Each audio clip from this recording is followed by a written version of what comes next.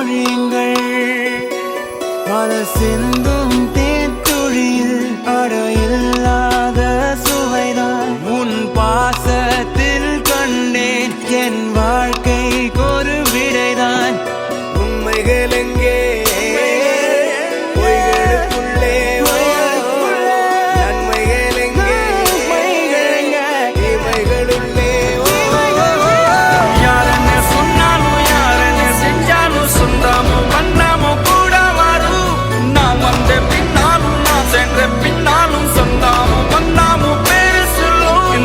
பாசங்கள் நேசங்கள் ஏதுமே இன்றி வாழ்ந்திடும் வாழ்க்கையோ வாழ்க்கை இல்லை.